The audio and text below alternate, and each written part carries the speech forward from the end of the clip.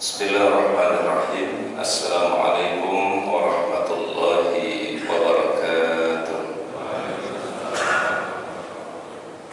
Innal hamdalillah nahmaduhu wa nasta'inuhu wa nastaghfiruh wa na'udzu billahi min shururi anfusina wa min sayyiati a'malina. May yahdihillahu fala mudilla lahu wa may yudlil fala hadiya lahu. Asyhadu an la ilaha illallah wahdahu la syarika lah wa asyhadu anna Muhammadan abduhu wa rasuluhu la nabiyya wa la rasula ba'dah. Allahumma salli wa sallim wa barik ala hadzal nabiyil karim nabiyyina Muhammadin wa ala alihi wa ashabihi wa man tabi'ahu bi ihsanin ila yaumiddin, amma ba'du. Subhanaka la ilma lana illa ma 'allamtana innaka antal alimul hakim. Subhanallah wa bihamdihi 'adada khalqihi wa ridha nafsihi wa zinata 'arsyihi wa midada kalimatihi. Allahumma anta rabbi la ilaha illa anta khalaqtani wa ana 'abduka wa ana 'ala ahdika wa wa'dika mastata'tu. A'udzu bika min syarri ma sana'tu wa abu'u laka bi ni'matika 'alayya wa abu'u bi dhanbi faghfir li fa innahu la yaghfiru dzunuba illa anta. Hadirin bapak-bapak dan ibu-ibu yang insyaallah senantiasa dimuliakan dan dicintai Allah Subhanahu wa taala. Alhamdulillah, puji dan syukur mari kita panjatkan kepada Allah Subhanahu wa taala yang senantiasa menganugerahkan kesehatan dan afiat kepada kita semua, sehingga di pagi hari ini kita bisa memenuhi panggilan Allah Ta'ala melaksanakan salat subuh secara berjamaah. Dan kita duduk sejenak di majelis ilmu, kita niatkan di pagi hari ini Allah Ta'ala membukakan pintu-pintu keberkahannya seperti yang didoakan oleh Rasulullah SAW. Allahumma barik li ummati fi bukuriha. Ini salah satu doa yang terbaik yang Rasul pernah mohonkan kepada kita semua. Ya Allah, berikanlah keberkahan untuk umatku, kata beliau, di setiap pagi hari mereka. Jadi setiap waktu pagi itu Rasul senantiasa memohonkan yang terbaik dan keberkahan untuk umat beliau. Salawat dan salam mari kita sampaikan kepada uswah hasanah kita, teladan kita yang mulia, Nabi Muhammad sallallahu alaihi wasallam. Mudah-mudahan salawat dan salam kita untuk beliau kelak pada yaumul akhir kita semua mendapatkan syafaatul uzma. Allahumma shalli wa sallim ala nabiyyina Muhammad. Hadirin Bapak Ibu yang dirahmati dan dimuliakan oleh Allah Ta'ala, pada hari ini tema kita akan membahas tema tematik ya. Biasanya memang kita mengkaji kitab 40 karakteristik golongan yang dicintai oleh Allah. Namun pada hari ini kita akan coba membahas tema tematik dari tafsir Al-Quran surah yang ke-40 ya. Silakan dibuka surat Ghafir atau surat Mu'min pada ayat yang ke-7 sampai pada ayat yang ke-9 ya. Kita akan membahas tema ketika para malaikat mendoakan orang-orang yang beriman ya. Kami ulangi sekali lagi, tema yang kita akan bahas adalah ketika para malaikat mendoakan orang-orang mukmin atau orang-orang beriman. Diambil dari tafsir Al-Quran surah apa tadi? Surat Ghafir. Disebut juga dengan surat Al-Mu'min ya. Jadi di Al-Quran itu ada surat yang mirip namanya, ada Al-Mu'min, ada Al-Mu'minun ya. Ada Al-Mu'min, ada Al-Mu'minun. Tapi ini yang kita bahas di surat Al-Mu'min atau surat Ghafir. Jadi punya dua nama ya. Sudah ketemu ya surahnya ya. Surat Ghafir ayat berapa tadi? Ayat yang ke-7 sampai pada ayat yang ke-9. Qala Allah Ta'ala berfirman, alladzina yahmiluna al-arsha, dan para malaikat yang memikul arsy-Nya, wa man dan malaikat-malaikat yang berada di sekeliling arasy. Jadi ada malaikat yang tugasnya memikul arasy, ada malaikat juga yang berada di sekeliling arasy Allah Subhanahu wa taala. Yusabbihuna bihamdi rabbihim, mereka bertasbih memuji Rabb mereka Allah Subhanahu wa taala, wa yu'minuna bihi, dan mereka beriman kepadanya, wa yastaghfiruna lilladzina amanu, dan mereka memintakan ampunan bagi orang-orang yang beriman. Jadi ada malaikat yang memang Allah Ta'ala tugaskan senantiasa memintakan ampunan untuk orang-orang yang beriman dan mendoakan orang-orang beriman. Lalu mereka memohon kepada Allah Ta'ala, Rabbana wasi'ta kulla syai'in rahmatan wa ilma, sesungguhnya rahmat dan ilmumu mencakup segala sesuatu.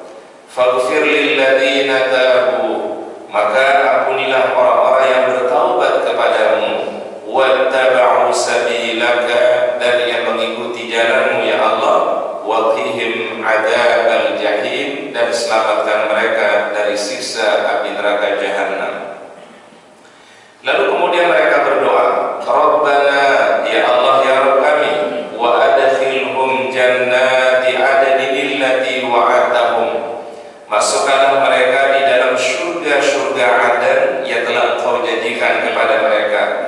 Wa man shalaha min abaihim, bersama orang-orang yang saleh, orang-orang yang beriman, min abaihim, dari orang tua mereka, wa azwajihim, dan pasangan mereka, wa dzurriyyatihim, dan anak keturunan mereka. Innaka antal azizul hakim, sesungguhnya Engkau ya Allah yang maha perkasa dan yang maha bijaksana. Wa qimus sayyiati, ya Allah selamatkanlah mereka dari segala kejahatan dan keburukan. Wa man taqis sayyiati yawma idzin faqad rahimta, dan siapa saja yang Kau lindungi dari keburukan pada hari itu, yaitu hari di pada mahsyar, faqad rahimta, sungguh Engkau telah berikan rahmat kepada dia. Wa dzalika huwal fawzul azim, dan itu merupakan kemenangan yang besar dari Allah Subhanahu wa taala. Ayat yang mulia ini, para ayat dirahmati oleh Allah Ta'ala, tadi di surah Ghafir pada ayat yang ke-7 sampai ayat yang ke-9. Allah Subhanahu wa taala memberikan satu gambaran kepada kita semua tentang para malaikat-malaikat yang mulia. Para malaikat itu adalah hamba-hamba Allah Ta'ala yang mulia, yang sangat dekat dengan Allah, dan mereka memiliki sifat. Ya, ada sifatnya para malaikat. Yang pertama adalah la ya'sunallaha, mereka tidak melanggar apa yang menjadi perintah Allah. La ya'sunallah, mereka tidak melanggar apa yang menjadi perintah Allah. Wa yaf'aluna ma yu'marun, dan mereka selalu menjalankan apa yang diperintahkan kepada mereka. Ibaratnya kalau malaikat itu kalimat yang keluar dari lisan mereka cuma satu, sami'na wa ata'na. Tidak ada yang lain. Ya. Jadi kalimatnya malaikat itu hanya sami'na wa ata'na, kami dengar dan kami pasti patuhi. Inilah para malaikat yang mulia. Maka ada di antara para malaikat itu, kata para ulama tafsir, yang tugas mereka hanya mendoakan bagi orang-orang yang beriman. Ya. Dan ini kemuliaan yang Allah Ta'ala berikan untuk orang-orang yang beriman, yang tidak diberikan kepada yang lainnya. Jadi yang mendoakan mereka bukan lagi hanya manusia biasa, tetapi yang mendoakannya adalah para malaikat-malaikat yang mulia, yang tentu doa mereka adalah mustajabah. Doa mereka adalah diijabah oleh Allah Subhanahu wa taala. Dan digambarkan di dalam ayat ini oleh Allah Subhanahu wa taala, doanya para malaikat yang pertama adalah, ya Allah, sesungguhnya rahmat dan ilmumu mencakup segala sesuatu. Jadi yang ada dalam kehidupan kita ini yang ada dalam semesta ini adalah tidak lepas dari dua hal. Pertama, tidak lepas dari rahmat Allah dan tidak lepas dari pengetahuan Allah Subhanahu wa taala. Rabbana wasi'ta kulla syai'in rahmatan wa ilma. Jadi menisbatkan rahmat, menisbatkan ilmu hanya milik Allah Subhanahu wa taala. Ya. Sehingga ketika kita melakukan satu kebaikan itu adalah karena rahmat dan ridha Allah. Betul ya Bapak Ibu ya? Kita bisa melakukan satu kebaikan bukan karena diri kita, bukan karena kehebatan kita, tidak, tetapi semata-mata rahmat dan ridha Allah. Kalau Allah Ta'ala tidak memberikan rahmat dan ridha-Nya, mungkin pagi ini kita tidak bisa ada di masjid yang barokah ini. Kalau bukan karena rahmat dan ridha Allah Ta'ala, mungkin kita tidak bisa bangun di waktu awal pagi, di waktu subuh, ya, atau sebelum subuh. Itu semua adalah karena rahmat dan karena ridha dari Allah Subhanahu wa taala. Maka ada satu akhlak kata para ulama, kalau kebaikan-kebaikan itu nisbatkanlah kepada Allah. Ya, jadi kalau kita mendapatkan satu kebaikan, satu kemuliaan, maka kita katakan ini karena rahmat dan ridha Allah. Kalau baik. Tapi kalau ada sesuatu yang mungkin tidak baik yang kita dapatkan, sesuatu yang kita tidak harapkan, maka akhlak dan adabnya kata para ulama, sandarkan kepada diri kita sendiri. Mungkin ini karena kekhilafan kami, ini mungkin karena kesalahan kami. Nah, ini adab yang diajarkan oleh Allah Subhanahu wa taala kepada kita semua. Oleh karena salah satu doa terbaiknya Nabi SAW dalam hadis sahih, ada doa beliau, al-khairu kulluhu biyadaik wasyarru laisa ilaik. Ini salah satu doanya baginda Nabi SAW, dan ini doa biasa dibaca di waktu sholat malam atau sholat tahajud. Al-khairu kulluhu biyadaik, ya Allah, segala kebaikan itu kembali kepadamu. Jadi kalau yang baik-baik berarti karena Allah. Hal-hal yang kita senangi, hal-hal yang kita ridhoi, itu semata-mata karena kebaikan Allah. Wasyarru laisa ilaik, tetapi yang tidak baik itu ya Allah tidak kembali kepadamu, tetapi kembali kepada diri kita sendiri. Artinya adalah bisa jadi karena hawa nafsu kita, atau karena kita memperturutkan hawa nafsu kita, sehingga Allah Ta'ala berikan sesuatu yang kita tidak inginkan. Nah, ini kalau bahasanya para ulama namanya at-ta'addub ma'allah, beradabnya kita kepada Allah. Padahal kita yakin, kita tahu secara pasti apapun yang terjadi tidak lepas daripada kehendak Allah. Betul ya Pak? Semua yang terjadi pasti ada kehendak Allah. Cuma di dalam adab kata para ulama, kalau yang bagus-bagus, yang baik-baik sandarkan kepada Allah, tapi yang tidak bagus itu sandarkan kepada diri kita sendiri. Nah, ini yang kita bisa ambil satu faedah dari doa para malaikat tadi. Yang pertama, para malaikat mendoakan dengan mengawali mengaku rahmat dan ilmu Allah Subhanahu wa taala. Kemudian yang kedua, doa para malaikat itu adalah faghfir lil ladzina tabu wattaba'u sabilaka. Ya Allah, ampunilah orang-orang yang bertaubat kepadamu dan orang-orang yang senantiasa mengikuti jalanmu ya Allah, mengikuti Al-Quran dan sunnah Rasulullah Sallallahu Alaihi Wasallam. Didoakan oleh malaikat. Jadi siapa saja yang mengikuti jalannya Allah, yaitu al-Islam, mengikuti petunjuk Allah yang ada di dalam Al-Quran, mengikuti petunjuk baginda Rasul dalam sunnahnya, didoakan oleh para malaikat-malaikat yang mulia. Waqihim adzabal jahim, yang puncaknya nanti kata para malaikat, selamatkanlah mereka ya Allah dari siksa-Mu.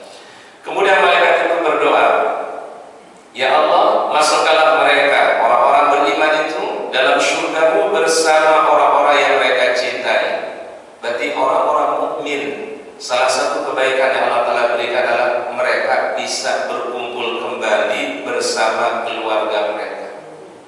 Siapa keluarga mereka itu? Dalam ayat ini disebutkan abaihim, kedua orang tua mereka.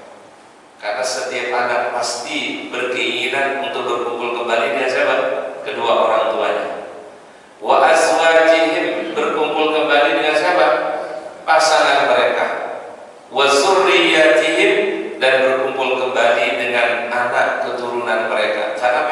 fitrahnya, ini disebutkan oleh para ulama, fitrahnya manusia seluruhnya yaitu senang kalau berkumpul dengan orang-orang yang mereka cintai. Makanya malaikat mendoakan, ya Allah, jangankan masukkan mereka cuma sendirian, tapi masukkan mereka bersama orang-orang yang mereka muliakan, orang-orang yang mereka cintai, orang tua mereka, pasangan mereka, dan anak keturunan mereka. Maka dari sini turun nanti satu doa Nabi SAW yang diajarkan dalam Al-Quran, Rabbana hablana min azwajina wa dzurriyyatina qurrata a'yunin waj'alna lil muttaqina imama.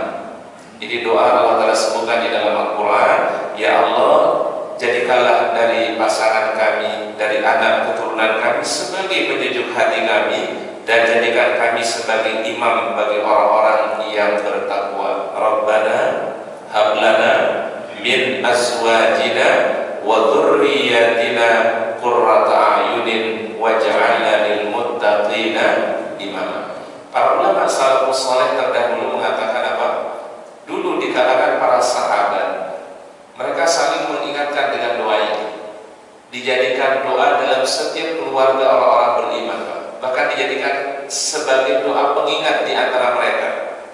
Sehingga ini menjadi doa yang paling basic, ya, doa yang paling utama di dalam setiap keluarga orang-orang mukmin, supaya Allah Ta'ala menjadikan kita, keluarga kita, keturunan kita, orang-orang yang kemudian nanti dikumpulkan di dalam al-jannah Allah. Syaratnya satu, kata Al-Quran, al-iman, kalau sama-sama mereka beriman kepada Allah. Gimana kalau sekiranya ada orang tua beriman tetapi anaknya tidak beriman? Maka mereka hanya berkumpul di dunia, bertemu di dunia, tapi tidak dikumpulkan oleh Allah Ta'ala yaumul qiyamah. Jadi syaratnya cuma satu, kata para ulama. Syaratnya cuma satu, al-iman, yaitu keimanan dia kepada Allah dan keimanan kepada baginda Rasulullah Sallallahu Alaihi Wasallam. Mungkin di dunia tercatat dia fulan bin fulan, tapi kalau ada yang berbeda keimanan mereka, ada yang berbeda akidah dari antara mereka, mereka tidak dikumpulkan kembali oleh Allah Subhanahu wa Ta'ala. Oleh karenanya di dalam warisan saja, salah satu hal yang bisa menghalangi seseorang tidak mendapatkan warisan itu apa? Apa kira-kira Bapak Ibu? Salah satu penghalang, ya, yang orang itu tidak bisa saling mewariskan. Di antaranya kata para ulama, ar-riddatu, kalau salah seorang dari ahli waris itu murtad. Misalnya ada ayah beriman, anak tidak beriman. Kalau ada yang meninggal salah satu di antara mereka, la tawarutha baina ahli millatin, kata Nabi, tidak boleh menerima warisan atau tidak boleh mewariskan juga kepada dua orang yang berbeda agama. Tidak boleh. Karena kenapa? Akidah itu menjadi basic. Akidah itu menjadi hal yang prinsip. Bayangkan warisan aja bisa kehalang gara-gara apa? Bila salah satu di antara ahli waris ada yang apa? Murtad. Itu di dunia, gimana di akhirat? Di dunia saja orang bisa menghalang tidak mendapatkan warisan bila mereka beda keimanan, beda akidah, apalagi di akhirat.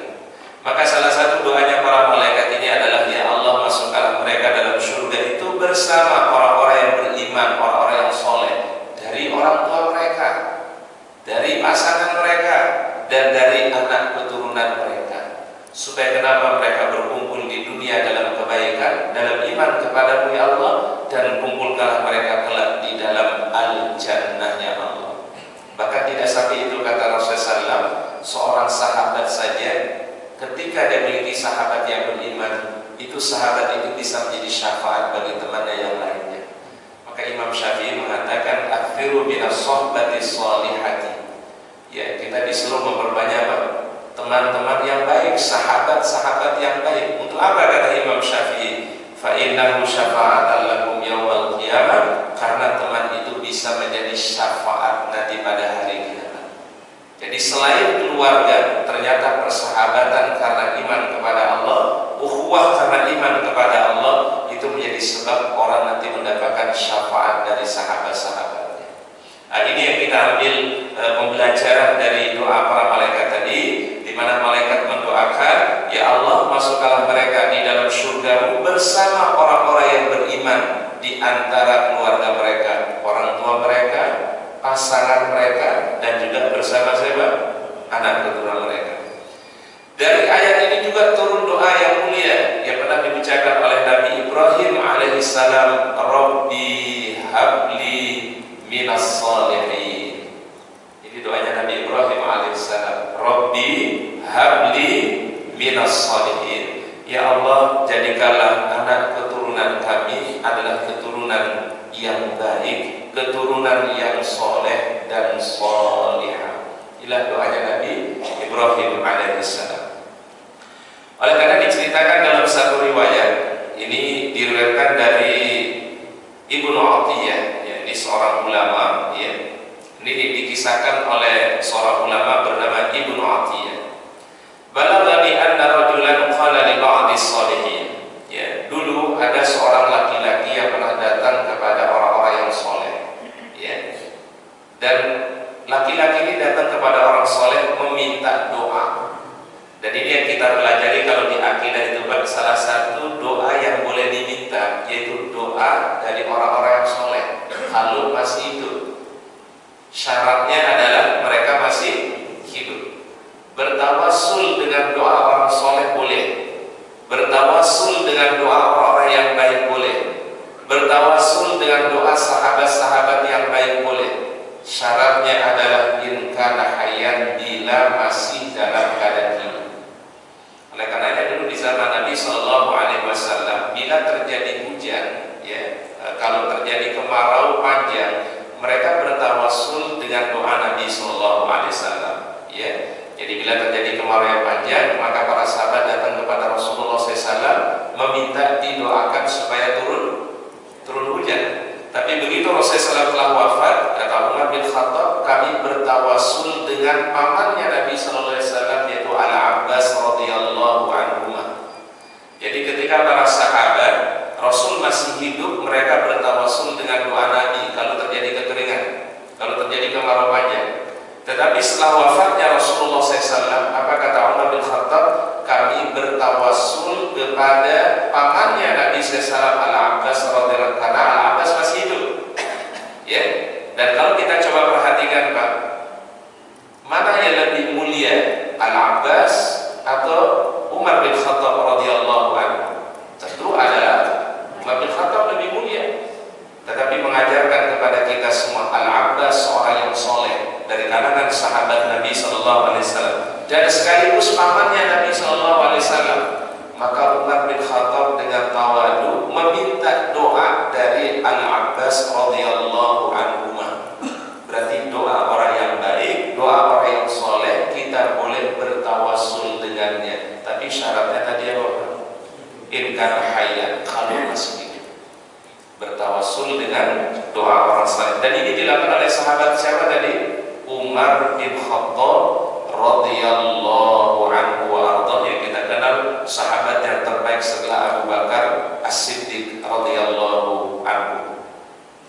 Jadi balaghani anna rajulan qala li ba'di shalihin. Ada seorang laki-laki pernah datang kepada sebagian orang saleh untuk minta doa. Ud'uli wastaghfirli. Kata laki-laki ini kepada orang saleh, tolong doakan saya dan mohonkan ampunan untuk saya kepada Allah Ta'ala. Berarti kita meminta doa dari orang lain boleh? Boleh, nggak ada masalah. Itu namanya bertawassul. Ya, sama halnya misalnya ada orang yang berangkat ke tanah suci, mau berumroh, mau berhaji. Boleh nggak kita minta doa dari orang yang mau berangkat safar? Boleh. Ya. Mungkin orang bertanya, Ustaz, kenapa kita nggak langsung aja berdoa? Justru Rasul mencontohkan kalau ada orang yang mau berangkat ke tanah suci, berangkat mau safar untuk kebaikan, minta doa dari dia. Ya, bertawassul dengan doa dia. Ya, doa orang-orang yang mau berangkat safar ke tanah, dan dicontohkan sama Nabi. Jadi problemnya bukan masalah doa langsungnya kepada Allah. Ya, kita bertawassul kepada doa orang yang baik, orang yang safar ke tanah suci. Dan itu dicontohkan oleh Nabi. Ya. Jadi waktu itu Umar bin Khattab mau berangkat ke Rasul minta doa dari Umar. Padahal Rasul kalau mau doa bisa langsung Pak, dan tidak diragukan doanya diijabah oleh Allah Ta'ala. Tapi Rasul ingin mencontohkan kalau ada keluarga yang mau berangkat ke tanah suci, ada sahabat kita minta doa dari dia, ya. Dan itu tawassul yang diperbolehkan, dan itu tawassul yang disyariatkan oleh Rasulullah Sallallahu Alaihi Wasallam. Apa kata beliau Sallallahu Alaihi Wasallam? Ya ukhayya, wahai saudaraku, kata Rasulullah, la tansana fi du'aika, jangan lupakan aku di dalam doa-doa. Itu siapa yang meminta? Rasul langsung kepada Umar bin Khattab. Nah, ini jadi contoh kata para ulama, boleh meminta doa dari orang lain, bertawasul dengan kesolehannya, bertawasul dengan doa yang dia panjatkan. Ya, bukan berarti kita tidak tidak langsung berdoa kepada Allah. Ya, doa kepada Allah Ta'ala langsung boleh, atau melalui tawasul orang-orang yang soleh boleh. Ya, dan itu tadi dicontohkan oleh siapa Pak? Oleh Rasulullah SAW. Ya, ini yang dikenal dalam akidah namanya tawasul. Ya, apa namanya Pak? Tawasul. Ada sebagian orang mengatakan, kenapa nggak langsung berdoa kepada Allah?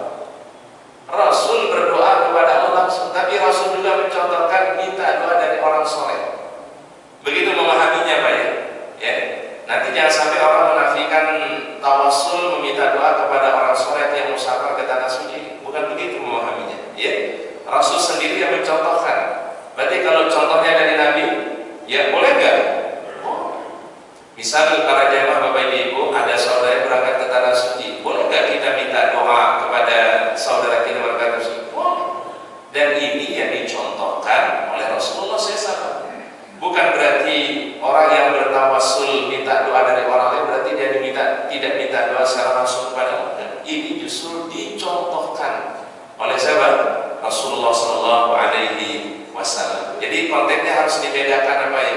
Kita ada doa yang kita langsung minta kepada Allah, tapi juga kita dibolehkan minta doa dari orang lain. Dan ini menunjukkan apa Pak? Ketawaduannya Nabi Sallallahu Alaihi Wasallam. Rasul kalau doa sendiri bisa? Bisa Bapak Ibu? Kalau Rasul meminta langsung kepada Allah, bisa. Tapi Rasul ingin mencontohkan kalau ada yang berangkat ke tanah suci, ada yang berangkat ke Mekah, ke Madinah, maka minta doa dari saudara. Karena kenapa? Doa orang safar tidak ditolak oleh Allah Subhanahu wa Ta'ala. Ini dalam akidah nanti disebut dengan tawassul. Apa namanya? Tawassul. Jadi orang tidak boleh anti dengan tawasul, ya, karena itu adalah ada contohnya dan sunnahnya dari Nabi Shallallahu Alaihi Wasallam. Karena kalau itu tidak boleh, mungkin Rasul tidak lakukan, ya. Rasul sendiri melakukan. Makanya dalam ilmu akidah disebut at-tawassul bi du'a is-shalihin, bertawasul dengan doa orang yang saleh. Baik. Jadi diceritakan laki-laki ini tadi berkata kepada sebagian orang saleh, "Ud'uni wastaghfirli." Tolong doakan dan mintakan ampunan kepada. Faqala. Tapi kata orang saleh ini apa? Tub wa tabi' sabilallah yaghfir laka man huwa khairun minhu. Bertaubatlah kepada Allah, perbanyaklah istighfar kepada Allah, dan ikutilah jalannya Allah. Para malaikat yang akan mendoakanmu dan memohonkan ampunan untukmu. Ini kata orang soleh tadi. Kalau engkau yang bertaubat, memperbanyak istighfar, engkau mengikuti jalan Al-Quran dan As-Sunnah, maka ada malaikat yang akan mendoakanmu wahai si fulan. Dan ini dalilnya tadi yang disebutkan apa? Di surat Ghafir, ya Allah, ya masukkanlah mereka ya di dalam rahmat-Mu dan ampunilah orang-orang yang bertaubat dan mengikuti jalan-Mu. Oleh karena para ulama mengatakan siapa saja golongan yang didoakan oleh para malaikat-malaikat yang mulia ya di dalam hadis-hadis sahih ya. Baik, yang pertama adalah golongan yang didoakan oleh malaikat-malaikat yang mulia. Pertama, alladzina yatasaddaquna, orang-orang yang bersedekah, orang-orang yang berbagi. Ini di antara golongan yang didoakan oleh para malaikat-malaikat yang mulia. Riwayatnya adalah an Abi Hurairah radhiyallahu anhu, hadis yang sahih dari Abu Hurairah radhiyallahu anhu. Anna Nabi sallallahu alaihi wasallam qala, Nabi sallallahu alaihi wasallam bersabda,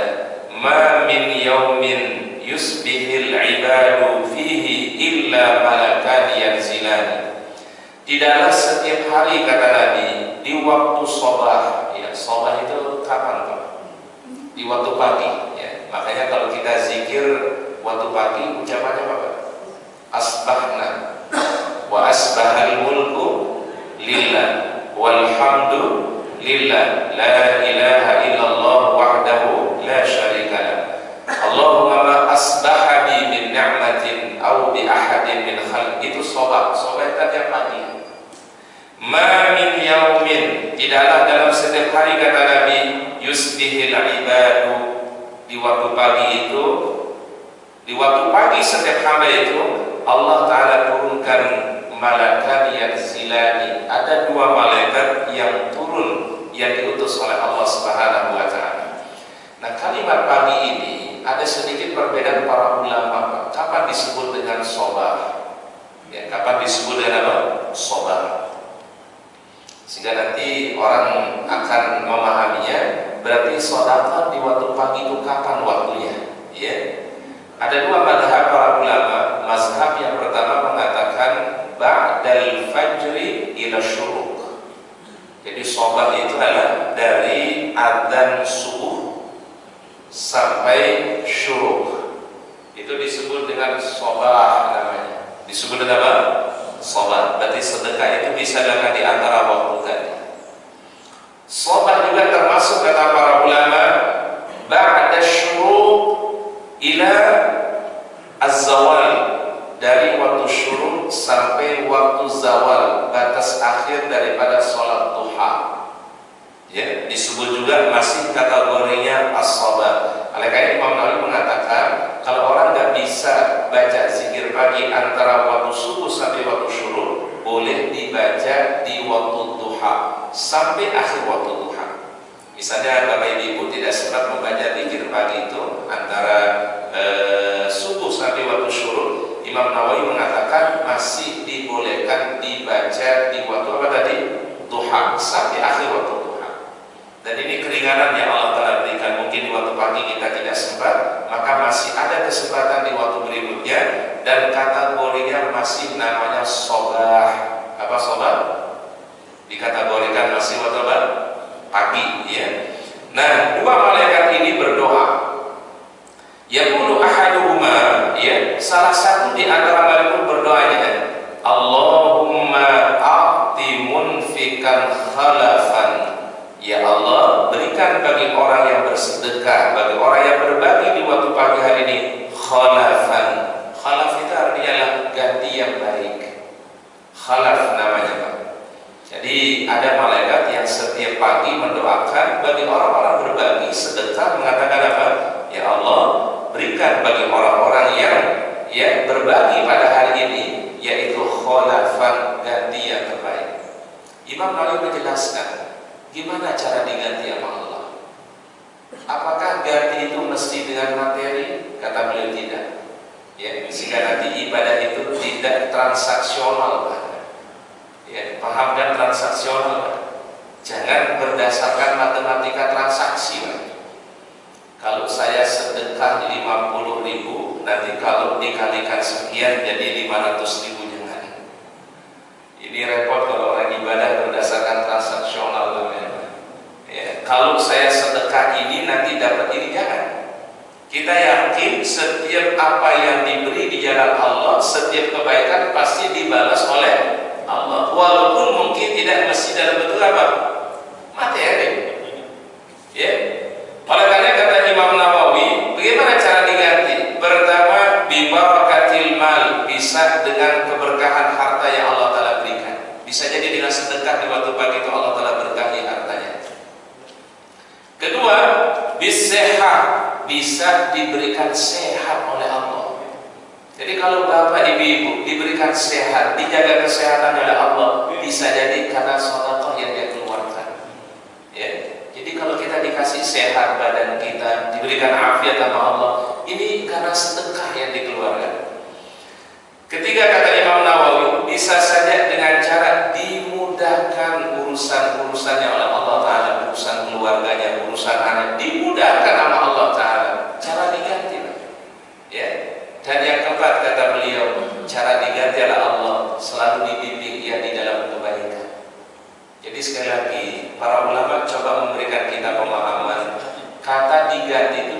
selalu identik dengan apa? Dengan apa Bapak Ibu? Materinya. Karena kalau ibadah nanti model begitu Pak, mau kecewa kita. Ya, kalau kita sedekah ini nanti akan diganti sekian banyak. Lah kalau nggak dapat gimana? Ya, kecewa. Itu namanya ibadah transaksional namanya Pak. Karena mau bangunnya dengan apa Pak? Materi. Itu namanya kalau dalam konsep saqafah Islamnya namanya al-afkar al-maddiyah, yang hanya orientasinya mengukur sesuatu itu mesti dengan materi. Ya, sedangkan rahasia Allah Ta'ala tidak ada yang tahu. Bisa jadi mungkin diganti dengan materi, tapi juga bisa saja bukan dengan materi. Ya, dan lebih banyak mungkin bukan dengan materi. Betul ya Pak ya? Ya, orang bersedekah tapi Allah Ta'ala sehatkan badannya, dimudahkan urusannya, dibimbing, dikasih daya Allah Subhanahu Wa Ta'ala. Ini mungkin lebih utama. Ya, sama halnya misalnya ketika orang mengatakan rezeki. Rezeki dalam benak seseorang paling pertama apa Pak? Rezeki itu apa? Dalam benak pertama kali dalam rezeki materi kan? Tapi ternyata kata para ulama, rezeki itu tidak mesti dalam bentuk materi. Ya, kita diberikan keluarga bahagia, itu rezeki. Diberikan kesehatan juga Pak, rezeki. Dan rezeki yang paling terbaik itu al-iman wal Islam. Iman dan Islam itulah rezeki yang paling terbaik. Itu tidak ada tandingannya Pak. Jangankan materi, kata Nabi SAW, 2 rakaat fajar saja tidak bisa dibandingin walaupun dengan apa? Dunia dengan segala isinya. Rakaat al-fajri khairun minad dunya wa ma fiha. Kalau orang kerjakan 2 rakaat fajar saja, kata Nabi, itu lebih mulia daripada dunia dengan materi yang ada di dalam dunia itu. Jadi artinya Rasul ingin memberikan pemahaman kepada kita, orientasi ibadah itu jangan mengukurnya dari segi materi saja, atau memahami sesuatu hanya konteksnya sekedar apa? Materi. Kita mungkin dikasih melebihi daripada materi sebenarnya Bapak Ibu. Sehat, kemudahan, kelancaran, hidayah, iman, Islam itu melebihi daripada materi. Nah, kenapa ini penting Bapak Ibu? Supaya orientasi beramal saya nanti adalah tujuannya semata-mata itu Allah. Kalau masalah balasan itu sudah menjadi kewajiban yang atau bisa menjadi balasan yang pasti didapatkan Pak. Contoh di Al-Quran misalnya ada ayat kita hafal semua insya Allah di surat Ar-Rahman Pak. Surat ini kan sering diulang-ulangi satu kalimat ya, fabi ayyi ala'i rabbikuma tukadzib. Ada satu ayat di surah Ar-Rahman itu firman Allah, hal jazaa'ul ihsan illa al-ihsan. Tidak ada balasan yang kebaikan kecuali pasti kebaikan. Jadi artinya kalau kita tanam kebaikan, yakinlah kata Al-Quran pasti dibalas oleh Allah. Tapi dibalasnya sekali lagi tidak mesti dalam bentuk apa? Ini yang harus menjadi pemahaman kita bersama. Jangan orientasinya hanya sekedar mengukur dari segi madiyah, dari segi materi. Bisa jadi ya melebihi dari materi kita diberikan sehat, kemudahan, kelancaran, ya, terutama tadi apa? Hidayah, iman dan Islam, melebihi daripada segala-galanya materi. Ya. Baik, kemudian yang kedua yang didoakan oleh para malaikat yang mulia adalah orang-orang yang makan sahur atau berdoa di waktu sahar. Ini ada 2 tafsiran para ulama. Dalam satu hadis baginda Nabi SAW bersabda, innallaha wa malaikatahu la yusalluna 'alal mutasahhirin. Sesungguhnya Allah dan para malaikatnya mendoakan bagi orang-orang yang bersahur. Kalimat sahur ini perlu dipahami para jamaah. Kaitannya ada waktu, ada kaitannya dengan makan, ya. Ada waktu yang terbaik kata Rasulullah SAW, waktunya namanya sahar. Nama waktunya apa? Sahar. Ini kurang lebih setengah jam sebelum adzan subuh dikumandangkan. Namanya waktu sahar namanya. Yang Allah Taala gambarkan dalam Al-Quran, wa bil asharihum yastaghfirun. Di waktu sahar mereka berdoa dan beristighfar kepada Allah. Dari saat itulah Allah Ta'ala dan para malaikat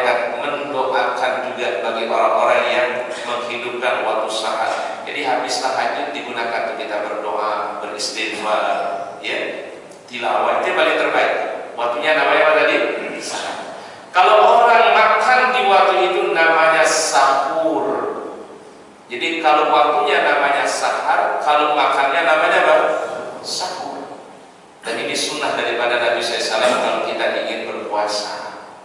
Ternyata bangun sahur itu fadilahnya ada dua, Pak.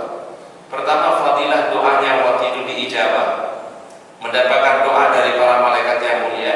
Dan sahur itu adalah keberkahan, kata Nabi SAW. Oleh karenanya sebisa mungkin Bapak Ibu, kalau kita niat berpuasa, tolong untuk kita makan sahur. Kalau nggak makan sahur, kata Nabi, minimal walau bijur'ati ma'in, walaupun hanya dengan minum air saja, itu sudah dinamakan sahur. Untuk apa, Ustaz? Untuk membedakan puasanya kaum muslimin, kaum mukminin dengan ahlul kitab. Ahlul kitab itu mereka berpuasa, al-Yahud wal Nasara puasa. Tapi bedanya dengan kita, kata Rasulullah SAW, aklatus sahur. Bedanya apa, Pak? Ada makan sahur. Mereka nggak ada dikenal makan sahur itu, Pak. Makan sahur itu hanya ada di mana, Pak? Di dalam syariat apa? Islam. Ya. Dulu orang Yahudi kalau berpuasa, ya puasa aja. Ya. Orang-orang Nasara mau puasa aja, tapi tidak dimulai dengan apa? Maka Rasul ingin membedakan umat beliau dengan umat yang lainnya dengan makan sahur. Oleh karena sahur itu ada waktunya, ada ditakhir, Pak. Takhir itu apa dia? Takhir itu, Pak? Diakhirkan, berarti menjelang subuh, berarti setengah jam atau 1 jam sebelum subuh. Itu afdalnya itu, Pak. Kalau jam 12 malam bagaimana, Ustaz? Boleh nggak sahur? Sebenarnya sih boleh-boleh saja, Pak. Ya, cuma lebih afdalnya sahurnya diapain, Pak? Diakhirkan. Ya. Semakin mendekati waktu subuh itu semakin afdal. Itu makanya takhir, namanya takhir itu mengakhirkan. Berbeda dengan berbuka, Pak. Kalau berbuka anjurannya apa, Pak? Diapain, Pak? Ta'jil. Ta'jil itu artinya disegerakan. Jadi bukan kolak, ya. Kita selama ini ta'jil itu kolak, ya, gorengan, ya. Ta'jil, ya. Ta'jil itu artinya disegerakan. Makanya kenapa orang boleh menunda sholat sejenak hanya untuk berbuka, ya? Boleh gak kita tunda sholat sebentar untuk berbuka? Itu yang disebut dengan ta'jil, kata Rasulullah SAW. La yazalun nasu bi khairin ma'ajjal fitr. Tapi karena sudah menjadi bahasa di masyarakat, ta'jil tadi artinya apa, Pak? Gorengan gitu, ya. Betul nggak, Pak? Ya, di masjid-masjid itu mengadakan, menyediakan ta'jil. Ta'jil itu artinya segerakan, ya. Kalau bahasa yang pas sebenarnya al-iftar. Iftar itu adalah berbuka, ya, iftar, ya. Cuma mungkin karena sudah menjadi bahasa apa namanya, sudah menjadi bahasa yang mungkin susah dirubah kayaknya. Ya, takjil. Takjil apa dia takjil, Pak? Kolak. Kolak gorengan takjil. Nah, jadi itu sunnah, ya. Jadi kalau berbuka itu disunahkan apa? Disegerakan. Tapi kalau sahur bagusnya apa? Diakhirkan. Itu bedanya. Ada takhir, ada takjil. Bahkan dalam salah satu riwayat, ternyata orang yang berbuka itu, Pak, bukan hanya mendapatkan pahala berbukanya saja, tetapi menyegerakan berbuka itu juga berpahala. La yazalun nasu bi khairin ma'ajjal fitra, kata Nabi.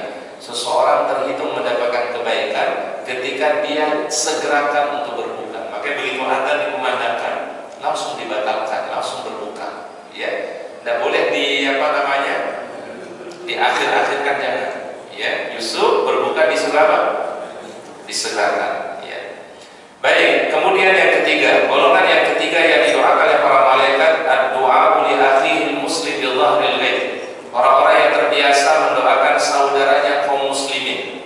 Dalam satu hadis baginda Nabi sallallahu alaihi wasallam bersabda, da'watul mar'il muslim li akhihi bil dhahril ghaib mustajabatun. Setiap doa kaum muslimin untuk saudaranya yang lain.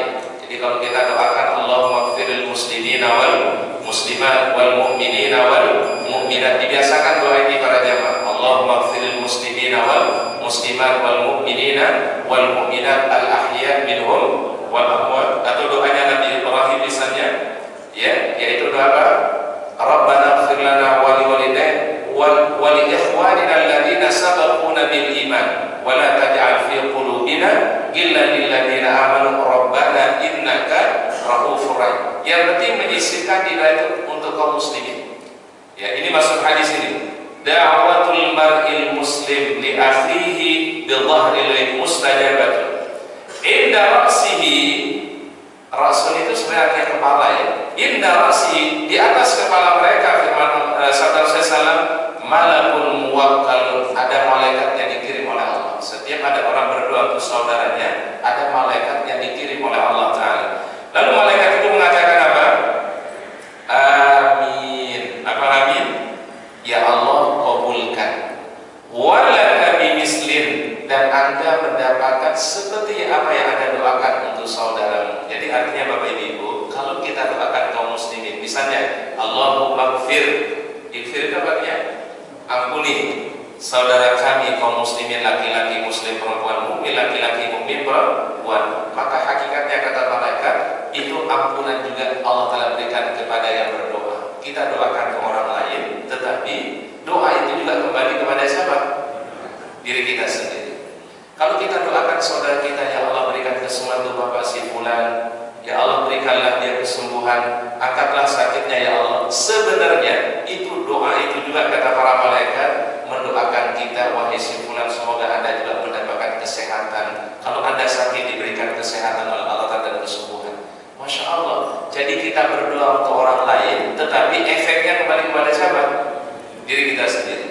Kalau ada orang mendoakan, ya Allah berkahi keluarga si fulan. Oleh karena kenapa ada sunnah kalau ada orang yang menikah itu Pak didoain barokah kan?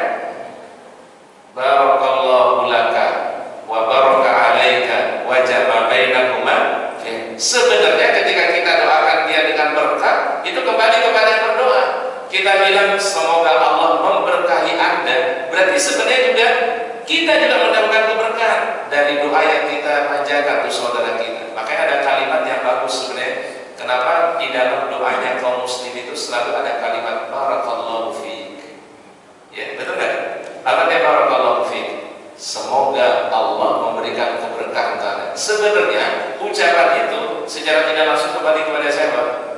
Diri kita sendiri. Ada malaikat yang khusus mengaminkan. Amin walaka bimithli. Hadirin dirahmati Allah Subhanahu wa taala, itulah beberapa poin ya yang disebutkan oleh para ulama berdasarkan hadis-hadis sahih ya, golongan yang didoakan oleh para malaikat-malaikat yang mulia. Oleh karena kita ambil satu kesimpulan ya, satu pembelajaran. Yang pertama adalah Allah Ta'ala muliakan orang beriman itu dengan apa? Dengan doanya para malaikat ya. Jadi yang mendoakan tidak hanya orang beriman, tapi yang mendoakan juga adalah para malaikat-malaikat yang mulia. Kesimpulan yang kedua, dalilnya adalah tadi di surat Ghafir pada ayat berapa Pak? Ayat 7 sampai pada ayat yang ke-9. Kesimpulan yang ketiga adalah di antara golongan-golongan yang didoakan oleh para malaikat yang mulia, pertama orang-orang yang berbagi, orang-orang yang bersedekah. Kemudian yang kedua adalah orang-orang yang senantiasa mendoakan saudaranya yang beriman. Ini adalah orang-orang yang dimuliakan oleh Allah Ta'ala. Maka kita biasakan untuk mendoakan saudara kita kaum muslimin, dan insya Allah kembali kebaikan itu kepada kita yang berdoa sesuai apa yang kita doakan untuk saudara-saudara kita. Wallahu a'lam bishawab. Semoga Allah Ta'ala memberikan kita ilmu yang bermanfaat, Allah Ta'ala memberikan kita keberkahan. Kami kembalikan ke MC. Tafadhal masykur. Silakan Pak Haji. Mungkin ada 5 menit, ada yang bertanya. Baik, silakan. Ya, silakan. Silakan di belakang. Iya, silakan Pak Haji.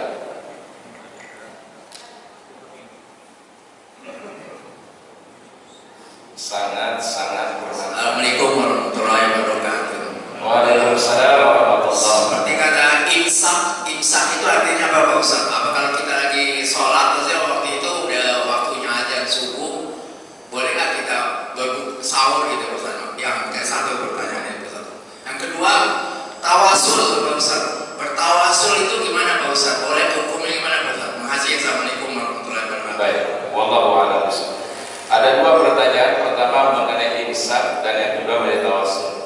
Imsak itu kalau di dalam mazhab Syafi'i dipergunakan sebenarnya supaya orang itu tidak makan dan itu sudah masuk waktu adzan subuh. Karena memang batas daripada makan sahur kan adzan subuh. Dalam bentuk kehati-hatian ya dalam mazhab Syafi'iyah diistilahkan dengan imsak. Imsak itu apa artinya? Menahan diri, tidak makan, tidak minum karena sebentar lagi memasuki adzan subuh. Ini kalau bahasa kita sebenarnya warning aja. Tapi apakah imsak itu menjadikan orang itu tidak boleh makan, tidak boleh minum? Tidak. Sebenarnya cuma mengingatkan saja. Oh, sebentar lagi ini sudah memasuki adzan subuh. Kalau bisa sudah tidak lagi makan dan tidak lagi minum. Supaya kenapa? Supaya jangan adzan dikumandangkan orang masih makan dan minum. Dan itu adalah membatalkan puasanya karena sudah masuk apa Pak? Waktu adzan. Nah, kalau sederhananya imsak itu sebenarnya adalah untuk memberikan satu peringatan kepada kita. Kalau lampu di jalan itu lampu apa itu Pak? Lampu kuning sebenarnya. Tapi apakah imsak itu mengatakan dilarang orang makan minum? Tidak. Sebenarnya masih boleh makan minum, cuma diingatkan saja, ya. Karena kalau nggak diingatkan terkadang bisa kebablasan Pak. Betul nggak Pak? Udah adzan dikumandangkan masih aja makan. Itu secara hukum fikih itu bisa batal tuh puasanya. Ya. Wa kulu washrabu hatta yatabayyana lakumul khaytul abyadu minal khaytil aswadi minal fajri. Itu dalil jelas tuh Pak. Kalau sudah fajar masuk apa? Adzan subuh, udah nggak boleh makan dan minum lagi. Kalau dia lakukan itu, batal itu puasa Pak. Makanya mazhab Imam Syafi'i itu berhati-hati. Kalau dalam fikih namanya ihtiyatan. Ihtiyat itu apa? Kehati-hatian. Daripada nanti udah adzan masih makan dan puasa kita tidak sempurna, maka ditahan tidak makan dan minum. Itu waktu disebut apa? Imsak. Mungkin cuma 5 menit kalau tidak salah ya, sebelum subuh misalnya. Nah ini sebenarnya untuk kehati-hatian. Tetapi sekali lagi harus dipahami, imsak bukan berarti orang itu dilarang makan dan minum, tapi hanya sebagai apa tadi Pak? Apa Pak? Warning, ya ini sebentar lagi mau adzan, jangan sampai kebablasan. Apalagi mau nambah makan, ya udah adzan mau nambah lagi makannya, batal tuh puasa. Ya baik. Kedua, tawassul itu kata para ulama yang disyaratkan ada 3. Pertama, tawassul dengan asmaul husna. Contoh, misalnya kalau kita berdoa, Rabbana taqabbal minna innaka antas samiul alim. Itu tawassul. Tawassul dengan menggunakan nama-nama Allah As-Sami' Al-Alim. Atau doa seorang laki-laki waktu masuk masjid, didengar oleh Nabi SAW. Apa kata beliau? Allahumma inni as'aluka bi annaka antallah al-ahad as-samad lam yalid wa lam yulad wa lam yakul lahu kufuwan ahad anta ghfirli. Jadi ada laki-laki masuk Masjid Nabawi, didengar berdoa sama Nabi. Apa kata beliau?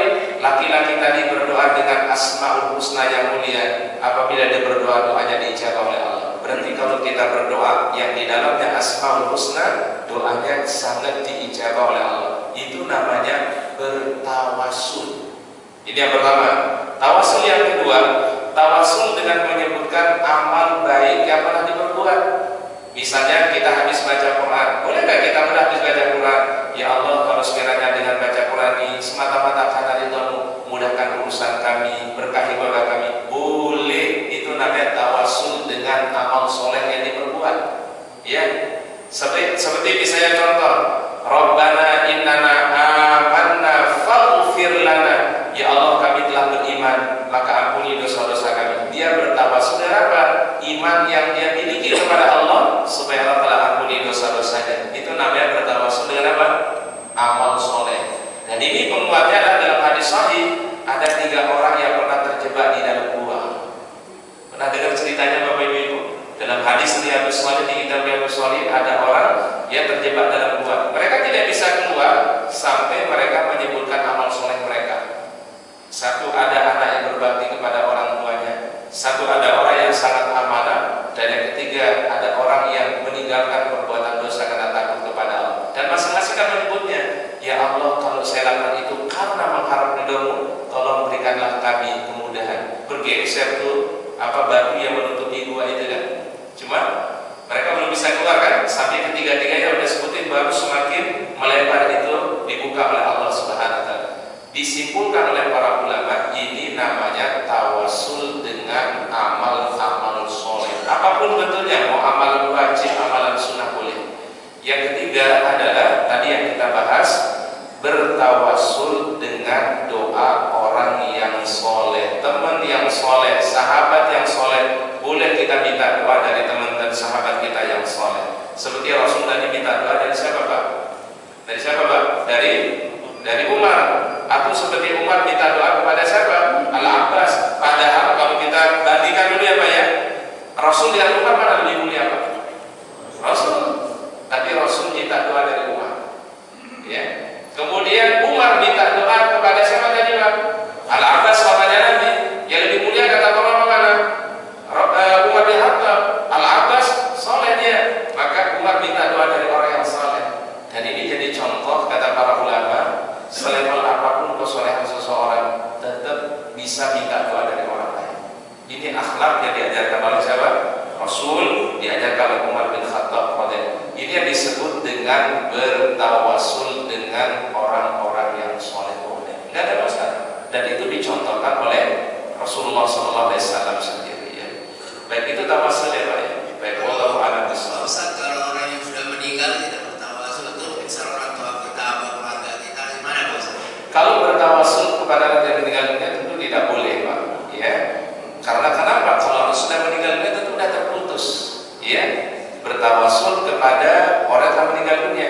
Yang kita lakukan kepada meninggal dunia apa? Mendoakannya, memintakan ampunan, rahmat kepada orang yang sudah meninggal dunia. Ya, paham ya Pak ya? Jadi syaratnya memang adalah orang itu masih dalam keadaan apa? Hidup itu boleh. Ya.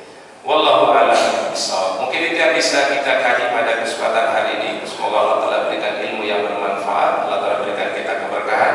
Mari kita akhiri doa kafaratul majelis. Subhanallah wa bihamdika, asyhadu